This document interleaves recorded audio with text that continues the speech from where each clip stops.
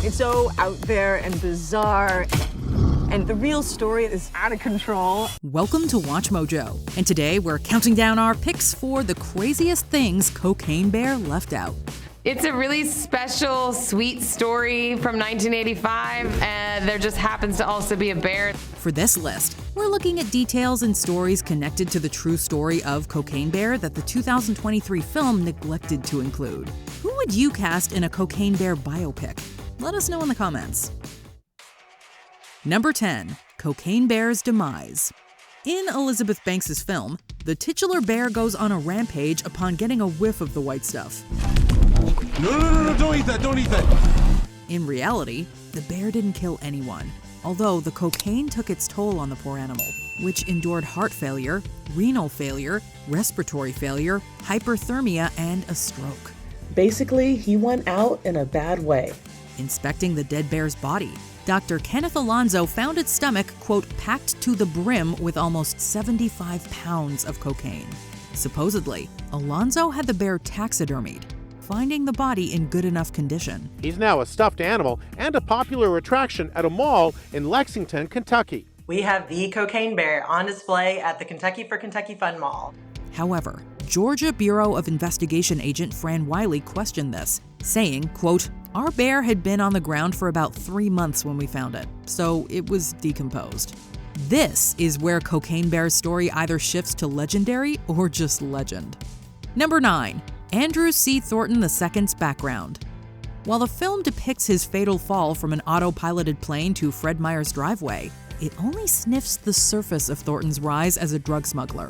It was shocking, but it was only the tip of the iceberg. Andrew Thornton had been at the center of a web of corruption that stretched back 15 years. Raised on a horse farm, Thornton attended Swanee Military Academy before enlisting in the Army, receiving a Purple Heart. Thornton went on to join the Lexington Police Department's narcotics squad and later attained a law degree. Behind the scenes, though, the corrupt Thornton was forming a drug smuggling operation known as the Company. Because of Thornton and Vance's experience in law enforcement, they had a lot of friends, not only in the Lexington Police Department, but in other federal agencies, particularly DEA. After one arrest led to 6 months behind bars, Thornton continued his smuggling career. On his last flight, Thornton supposedly had another man on board, Bill Leonard. Ironically, Leonard, who had never parachuted before, landed safely, while Thornton, a seasoned skydiver, fell to his death. So then we began to all speculate, okay, did he get hit by part of the aircraft? Was he unconscious? Did the chute just not work? Number 8. Bradley Bryant, Thornton's partner. Several others were at the head of the Company alongside Thornton. Henry Vance, who Thornton met on the narcotics squad, landed a Kentucky state legislature position, which he abused to the Company's advantage. Vance was at the state capitol and would have the inside track on any potential investigations. Bradley Bryant, who Thornton knew from military school, also went from soldier to smuggler, making connections for the Company. Executive protection was the cover under which Thornton and Bryant could acquire weapons and begin to run their smuggling business. However, his partnership with Thornton began to deteriorate when Bryant allied with the Chagra brothers. Fearing this would bring too much attention to the Company, Thornton branched off from Bryant, who was arrested after a maid smelled marijuana in his hotel room. This led to the discovery of even more incriminating evidence. Police found a ledger with a list of names and phone numbers, a telephone scrambling device, $25,000 in cash, semi-automatic weapons, and a lease to a warehouse in Lexington. Although Bryant was acquitted, he was sentenced to 15 years after a DEA agent caught him selling 800 pounds of pot.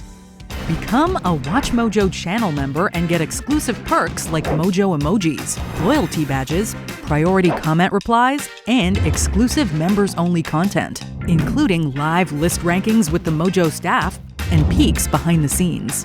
Don't miss out. Number 7. Ralph Ross's hot pursuit of Thornton. While various authority figures pursued Thornton, perhaps none was more obsessed than former Kentucky State Police Sergeant Ralph Ross. Like Thornton, Ross served in the military before joining the police. Ross sought to bring down the Company, but frequently came up short. In 1982, Ross was found guilty of eavesdropping on Henry Vance. He basically realized we had him in a pretty hard spot. We obtained permission from the United States Attorney's Office to actually tape record his phone calls. Although Ross was initially sentenced to a year in prison, he was instead given unsupervised probation. Sally Denton's book, The Bluegrass Conspiracy, restored his reputation, portraying Ross as a dedicated cop who got set up. After Thornton's fall, Ross received a call from an informant, alerting him of the accident. The most dangerous thing that happened in Lexington, Kentucky in those days was that the guardians of the estate were asleep at the job. According to Denton, Ross wasn't necessarily happy to hear of Thornton's death, but he felt the smuggler, quote, finally got what he deserved. Number 6, Rebecca Sharp, Thornton's girlfriend. Paralegal Rebecca Sharp was supposedly Thornton's girlfriend, and she planned to pick him up after he parachuted from the plane. Thornton was a no-show for obvious reasons, but Bill Leonard claims he subsequently met up with Sharp in a Knoxville hotel. So she knew that she was in a bit of a hard spot. Instead of driving off into the sunset with Thornton, Sharp attended his funeral, leaving a message that said, quote, I will always love you, Rebecca. While police were still trying to determine what caused his death, Drew Thornton was buried in a Lexington, Kentucky cemetery. Over 2 years later, Sharp would face charges for allegedly aiding Thornton. In 1988, Sharp got out on a $50,000 bond, although she still risked a $780,000 fine and up to 70 years behind bars if found guilty. Protected him right up to the end and refused to testify before a grand jury in Knoxville, which resulted in her indictment. But to this day, I don't think she's ever betrayed his confidence. A pretty hardcore individual, in my opinion. While Sharp's trial was set for March 1st that year, the charges were dismissed less than a week beforehand. Number 5, the tall tale of Cocaine Bear. Assuming that Cocaine Bear was taxidermied, the animal's ensuing journey sounds even more bizarre than this film. Just like a regular death, they went in and did an autopsy. And the coroner who conducted it knew a guy who stuffed bears. As the Kentucky for Kentucky Fun Mall tells it, the bear was donated to the Chattahoochee River National Recreation Area, moved to storage, got stolen, and wound up at a pawn shop where it was sold to country music star Waylon Jennings, who gifted it to Vegas hustler Ron Thompson. After Thompson died, Ju Tong bought the bear at auction for $200. We had a friend that we kind of enlisted to help us track it down. While that's an epic tale, many have questioned its authenticity as of late. Not only has it been debated whether the bear could have been taxidermied given its status, but a representative of Waylon Jennings' son Shooter claims that the singer didn't own a stuffed bear. It's become like a big part of the Kentucky culture and a big part of people come from all over the world to visit him. Number 4, the assassination of Eugene Barry. Another member of the company, Mike Kelly, aka Wallace Kelly, faced 45 years in prison, with Assistant State Attorney Gene Barry pushing him to name his allies. Kelly was being pressured by prosecutor Eugene Barry to give up his accomplices. But according to FBI agent Jim Huggins, Vance had a solution, and it involved Mike Kelly's wife, Bonnie. In January 1982, Barry opened his front door and was fatally shot 3 times. His shooter was eventually revealed to be Bonnie Kelly, Mike's wife. Henry Vance allegedly convinced Bonnie to carry out this assassination. During her getaway, Kelly tossed the gun that Vance had given her into a canal.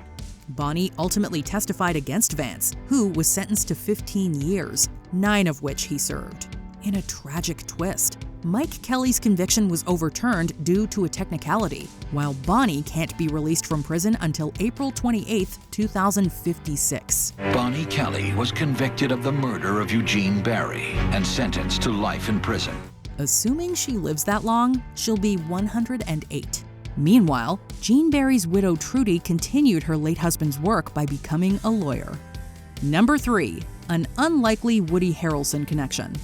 Barry isn't the only authority figure whose death has been linked to the company. The Chagras were being investigated by the Justice Department, and Thornton didn't want federal eyes focusing on the company.